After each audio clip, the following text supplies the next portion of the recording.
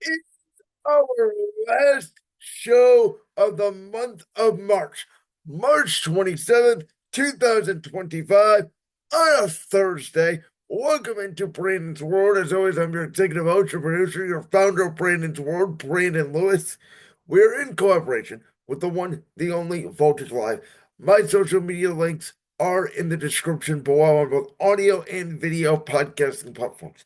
You guys know this month, the month of March, is always one of the busiest months on the sports calendar. And we have covered it all, from NFL free agency to the NBA and leading up to the playoffs, to the start of the Major League Baseball season, to March Madness, to WrestleMania season, with everybody from my guy, Enzo Orlando of Buckshaw Radio, Austin Arnold, Sean Fitzgerald, Michael Reiner, those other Black Show Radio colleagues of mine.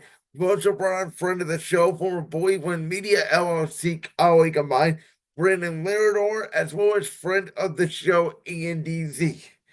And as you guys know, March has typically been interview month for me, as there is so much to cover with these astute guests. Obviously, some guests have more football knowledge, some have more baseball knowledge, some have more wrestling knowledge, some have, some more basketball or baseball knowledge. So I try to sort of pick and choose what I cover a little bit less or a little bit more with each guest. But to sort of wrap up the month, as I'm watching this March Madness tournament, and let me know down below which team busted your bracket in terms of when you had a perfect bracket, and then which team completely ruined your bracket. For me, I don't know if you check out my Instagram, which again is down below at LewisBrand25, you will know that after day one of the NCAA men's basketball tournament, I did have a perfect bracket for the first time in my life. Very proud of that. Quickly went downhill in day two as Memphis lost that game as a 7 seed. That sort of busted my perfect bracket. But then St. John's losing to Arkansas Saturday in the round of 32. I had St. John's in the national championship against Cooper Flag and the Duke Blue Devils. So that's what completely busted my bracket. And then Wisconsin losing to BYU. I had Wisconsin in the Elite Eight. One of my best calls, though, was I did have Michigan going to the Sweet 16. At least I had them in my Final Four. With all that being said, originally today, I was going to do best sports months of the year. But then I was thinking about it. Everybody is sort of in universal agreement, right? That March is the best sports month of the year because we do have NFL free agency. We do have March Madness. We do have the NBA. We do have Major League Baseball coming up. And then October is sort of number two, right? The NBA gets back in the season. NFL is in full swing. College football is in full swing. The MLB playoffs are here. College basketball starts right around the corner there on November 1st. And, everybody's in sort of universal agreement, right? That July, outside of Major League Baseball, there's not a ton of sports on. So I didn't want to do that. But I got to thinking that while I'm watching these sort of 4 days, right? Thursday, Friday, Saturday, Sunday, the first two rounds of March Madness, this sort of wall to wall complete basketball coverage from about noon Eastern to either midnight or 1 a.m. in the morning, like 12 straight hours of nonstop college basketball for at least 2 days. And then, we go from a couple games at a time, obviously, the round of 32 that obviously March Madness, like the Super Bowl, is an event. And it got me thinking while I'm watching these tournament games over the weekend, what are, in order from 1 to 10, in my opinion, and I think this would be a great debate for you guys to leave in the comment section of either the audio podcast or the video podcast, what are the top 10 yearly sporting events? So I did not include the Olympics in here. Now some of this is obviously subjective, right?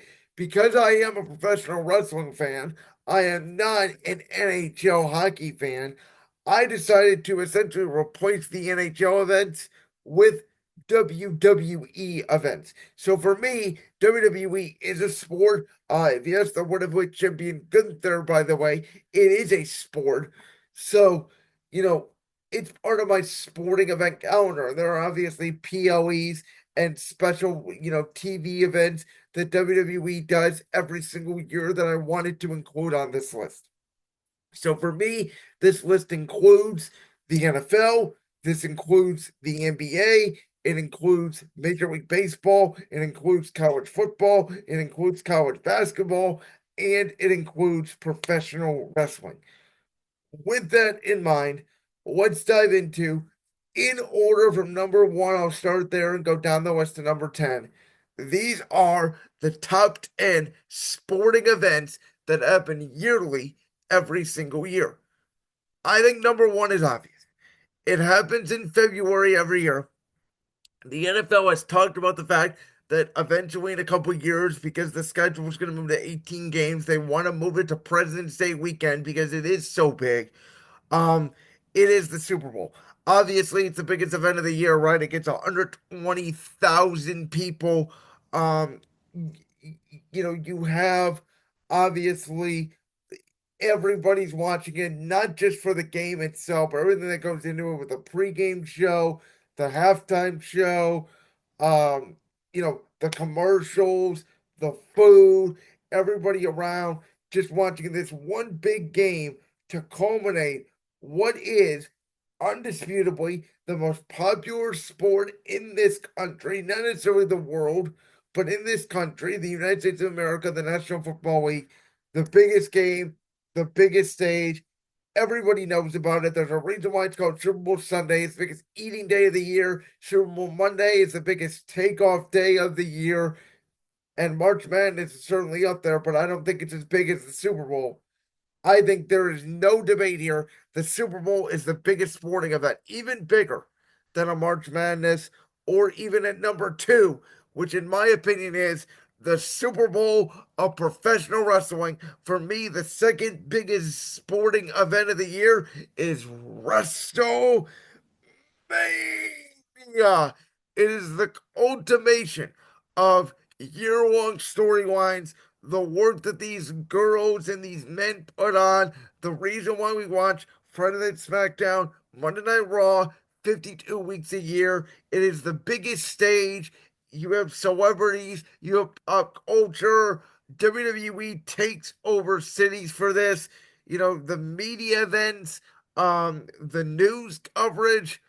WrestleMania has turned into the Super Bowl of professional wrestling. And for me, when it is WrestleMania weekend, I get goosebumps because I know I'm probably going to see the best matches of the year, the best feuds of the year, the best card of the year. Everything ultimates here at WrestleMania, and there is almost nothing like it. Though I would actually say the most exciting match of the year because it is the most unpredictable match of the year, and especially this year when you have guys like John Cena, Seth Rollins, CM Punk, Roman Reigns, Jey Uso, Drew McIntyre, LA Knight, Damian Priest, the most stacked match in this event of all time. For number three, believe it or not, on this event for me over anything else in the NFL, NBA, Major League Baseball, all the other sports, I have the Royal Rumble. Listen, I think the Royal Rumble is the most exciting match type in the history of professional wrestling. Two people start every 90 seconds to 2 minutes, another superstar enters. And the best part about this is, we have in mind our few winners, right? But when you have a match this year, like the men's Royal Rumble, where Jey Uso winning it, some people called it, like my buddy Josh Unger, over championship rings, but there was really no favorite going into this match. And when you have such a star-studded field, and you feel like anybody can win, but you want somebody to win because you're trying to create WrestleMania storylines in your head. And by the way, this match also leads to when somebody gets eliminated, it could lead to a potential WrestleMania match between them, like we're seeing now on SmackDown with Drew McIntyre and Damian Priest. Boy, there and the returns, not to mention the shock value of which legends are going to show up, or which superstars from NXT, or now even which superstars from another promotion like TNA Impact Wrestling could show up. It is just, it is the chef's kiss of unpredictability in professional wrestling, and I look forward to the Royal Rumble every single year. It's right around conference championship weekend in the NFL. Either it's the week of, the Saturday night before, or the Saturday night after, leading into the Super Bowl. It is just an incredible time of year here from January to March. The best time of year with the Royal Rumble and WrestleMania right around the corner for a wrestling fan. Number four, NFL free agency. And I'll throw in number five here to be March Madness. And the reason why I'm doing them both here kind of at the same time is, let me explain. Because they are both at the same time frame, obviously. NFL free agency starts a week before March Madness. But the NFL is the sport of hope. You know, even in week one, even the Carolina Panthers, um, feel like they have hope. Even the teams like the Giants and the Titans, teams that were so bad this year, right? In week one, you feel like you have hope. And that hope starts with NFL free agency, where we have all the madness of which quarterbacks are moving places, which trades are being made. Saquon Barkley, obviously, last year going from the Giants to the Eagles, set the tone and the reason why the Philadelphia Eagles are two-time Super Bowl champions. The reason why, when you listen on audio, that the Philadelphia Eagles fight theme song plays now at the start of every episode, because my Eagles are Super Bowl champions. That starts at NFL free agency. You have the ability to spend money depending on who is out there, or go make a trade like the Steelers did with DK Metcalf. Go do what Seattle did, right? And go get a Sam Darnold, or the Jets and go get Justin Fields. And we spend all this time evaluating the big moves when really it's a little move, right? Like my Eagles pulling in a Zach Bond off the street last year from the Saints and then turning into an all pro linebacker. The NFL is the sport of hope, and so many guys change teams every single year. It's really hard to keep up, and it gets you excited 6 months down the road for what the NFL season is going to entail. Where March Madness, listen, the first 2 days, especially, like I said, that Thursday and Friday is crazy madness. It's probably up there as the second or third best day in total on the sports calendar for the year if you are a big fan of college basketball. But college basketball has turned March Madness into an event smartly.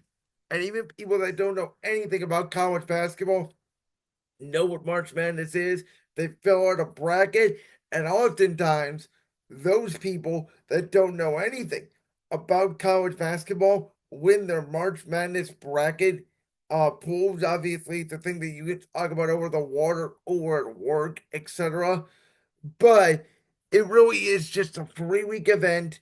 The regular season only a little bit because of seeding, right? Like, it doesn't matter as much because of the fact of the conference tournaments now. I mean, how many teams like a Colorado State did we see, just get into the tournament after a pretty average regular season because they won their conference tournament?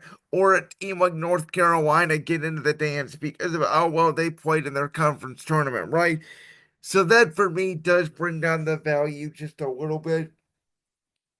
And obviously, not being the biggest fan of college basketball, once we get to the Sweet 16 and the Elite Eight, yes, you're watching the best teams. Yes, you're watching the best games.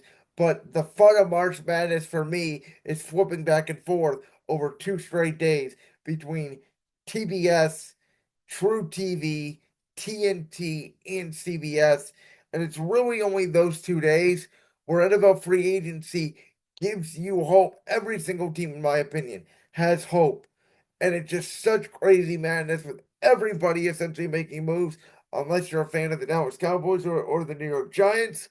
Um, and that to me is why, and I'm a bigger football fan, obviously, than college basketball. That for me is why NFL free agency is over March Madness. They're at 4-5. Number six, I have the NFL draft, which is again another spectacle event over the 3 days Thursday, Friday, Saturday. And don't underestimate Saturday, rounds 4 through 7, because this is where most teams get their depth. This is where we find the unheralded stars of tomorrow. And we watch these college football players year in, year out on Saturdays make plays, and we wonder how it's going to transition to the National Football League. And when you get a generational talent like a Jalen Carter, or even last year, like my Eagles, they got Cooper DeJean, they got Quinyon Mitchell. And when you watch college football and your team picks a player that you get excited for, think about the Washington Commanders last year, right? They changed their fortunes around by selecting Jaden Daniels. The Bears feel like they have their quarterback of the future in Caleb Williams. Denver with Bo Nix. New England with Drake May. Even Malik Neighbors, a star-studded talent right away in the National Football League. The draft is where we see the stars of tomorrow. And again, if you hit on the draft picks, it can change your future overnight. So it is from NFL free agency and the NFL draft, it is certainly the time of hope. March and April, even for teams like the Titans, the Giants, the Saints, these teams that we project are going to be terrible football teams, their projection could change overnight. And, even for a team like a Detroit or a Green Bay or even a Buffalo, right?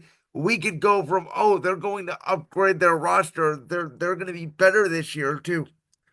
I didn't love what they did in their draft. Let's knock them down a few pegs. Um, so the draft really does matter. It's where you get the stars of tomorrow. It's where you build your depth. And if you didn't get somebody in free agency, it's where you can have that missing piece.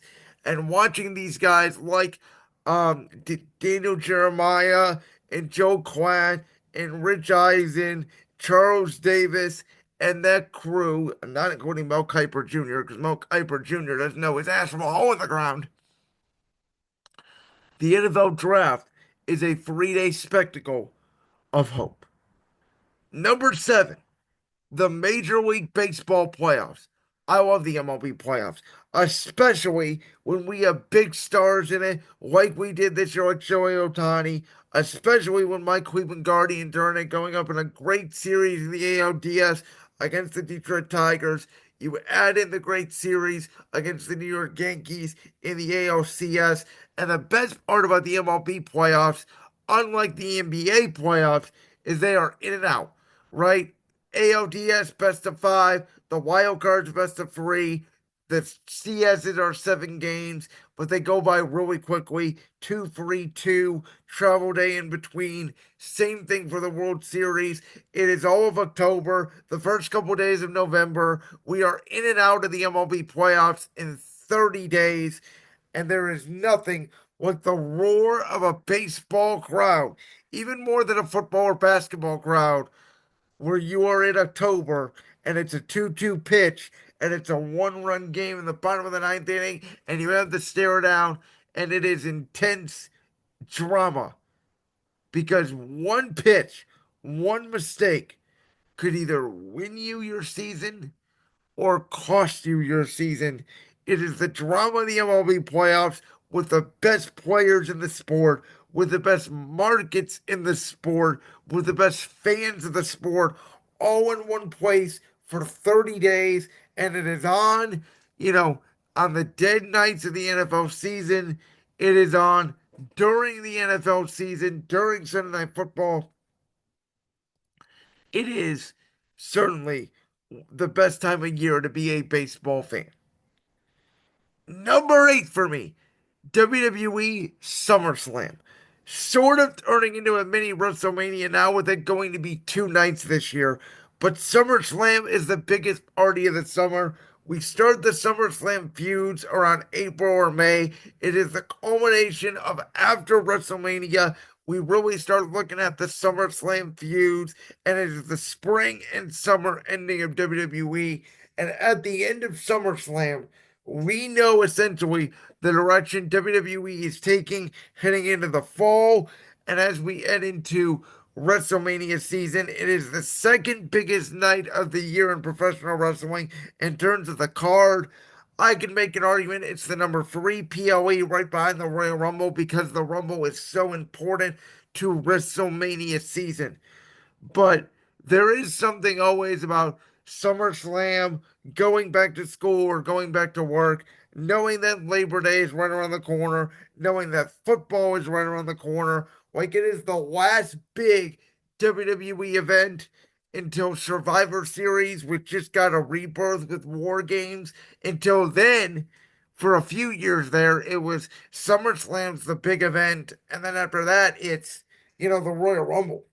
Um, so again, it is the ultimation for me of spring storylines leading into the fall for WWE, the second biggest event of the year. And when you hear the name SummerSlam, I think it is a perfect PLE name for either the end or now what they're doing right at the beginning of August. You know you're gonna get a show. SummerSlam always delivers. Number nine.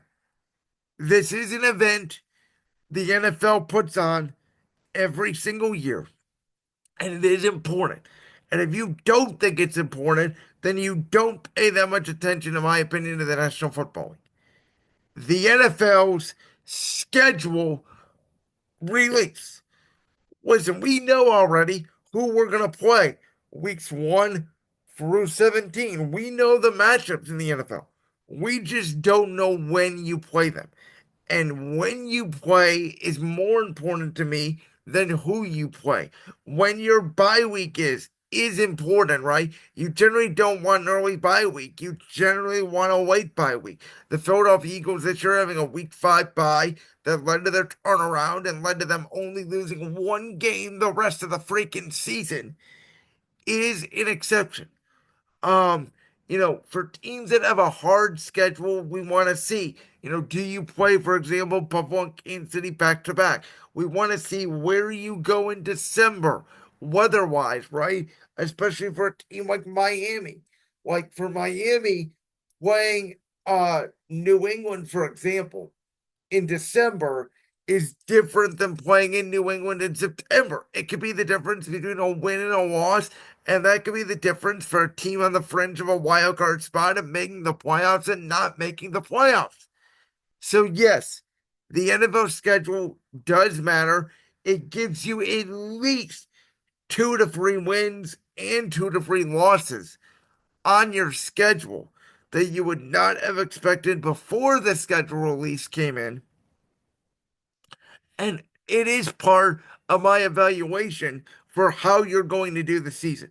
I spend months and months looking at the free agency period, looking at the draft period, and yes, looking at the schedule. I love spending all night that Thursday night evaluating the schedule, trying to pick and choose what game, if so, I want to go to, looking up tickets, projecting what the weather may be like, projecting the matchups of the week and how big that week potentially could be in the NFL. That's what I love to do. As you guys know, obviously, the NFL is my number one sport. Clearly on this list, because I have the Super Bowl, I have free agency, I have the draft, and I do have the schedule release. So 40% of my list involves the NFL. For the record, 30%, 3 out of 10 on this list do involve WWE. So 70% for me on this list, the NFL or WWE. What does that say about the other sports that I mentioned? But I absolutely love the NFL schedule. And number 10 for me, this may be more telling of the sport and where it's at right now. I've talked about the state of the sport. I'll put the NBA playoffs at 10. Listen, I love the conference finals. I love the NBA finals. There is arguably nothing better in sports than game seven, especially in the NBA when you have the crowd all near you at courtside, even more closer than a Major League Baseball playoff game. Obviously the NBA has more stars than baseball, so that's part of it too. But the NBA regular season has been diluted. The All Star game is a complete mess. The trade deadline, year to year, we don't know. It's not as crazy as it used to be some years. This year was a big year at the NBA trade deadline. Obviously, with Luka going to the Lakers, Jimmy Butler going to Golden State.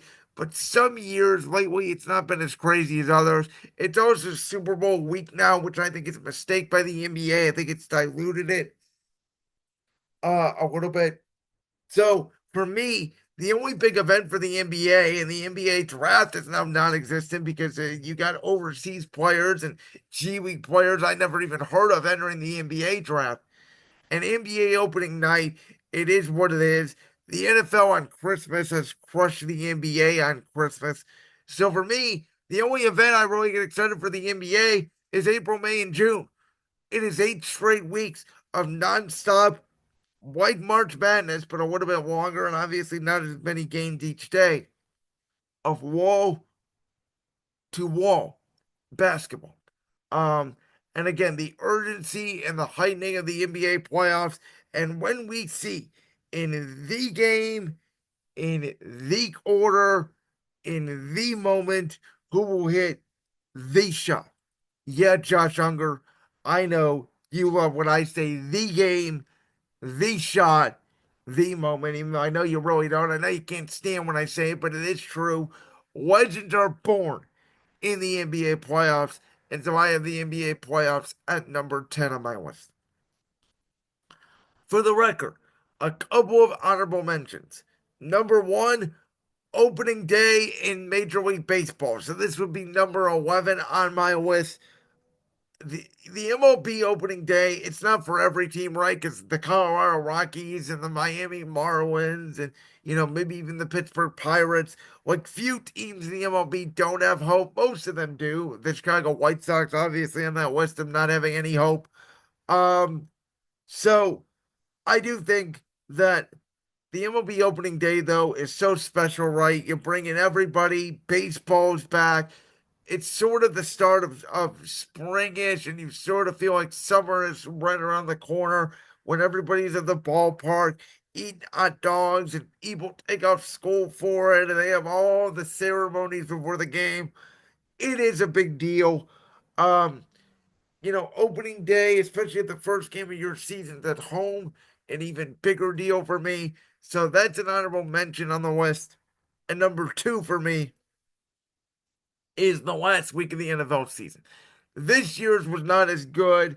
It hasn't been as good in years past, week 18 of the NFL, because you have some teams resting. But when you have a tight wild card race, like we had this year in the AFC with the Dolphins, the Colts, the Bengals, the Broncos, watching all those teams play either the time before, the day before, the night before, trying to figure out who's going to sneak in and be that last wild card. Or you have a scenario in the NFC this year, like the Packers and the Commanders, who's going to end up what seed.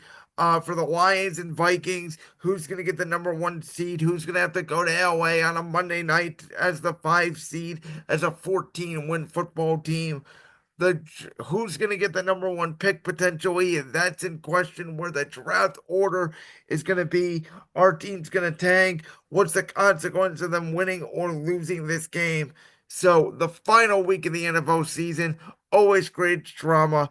It is the ultimation of what we've been waiting for, again, essentially since this time of year in March, as we go into the NFL playoffs and Super Bowl season. So that for me would be honorable mention number two and number 12 on my list. But to quickly recap, these are my top 10 sporting events of the year. Number one, Super Bowl Sunday. Number two, WrestleMania weekend. Number 3, the Royal Rumble. Number 4, NFL Free Agency. Number 5, March Madness. Number 6, the NFL Draft. Number 7, the MLB Playoffs. Number 8, SummerSlam. Number 9, the NFL schedule release. Number 10, the NBA playoffs. If you noticed in here, I did not have anything from college football. The national championship game just doesn't do it for me anymore. Rivalry weekend doesn't do it for me anymore. Conference championship weekend doesn't do it for me anymore because it's all about the CFP. And quite frankly, the college football regular season for me has sort of lost its lustitude because of this 12-team CFP. And I am not the biggest fan of college football. I'm more of a big game watcher when we get, the big schools in. I'll start doing my evaluations for the NFL draft when we get to those big games in late December and early January. Um, but for me, college football just doesn't have any big sporting events. The NBA, only the NBA playoffs are on there now. I did not even include the MLB All-Star game on this list because of the fact that it sort of lost its luster for me once they took away the winner gets home field advantage in the World Series. And again, I'm a bigger WWE fan than most, so mine does include WWE events on here. But let me know if you guys are big hockey fans, or where would you add a college football event on here? Like, let me know your list for the top 10 sporting events of the year that happen yearly, so not including the Olympics or anything like that, down below. Like that clip from the Brands World podcast? If so, make sure you go down there and hit that subscribe button. While you're down there hitting the subscribe button, make sure to also hit the notification bell so you never miss another upload. And make sure you check out all the other clips from the Brands World podcast right here on YouTube.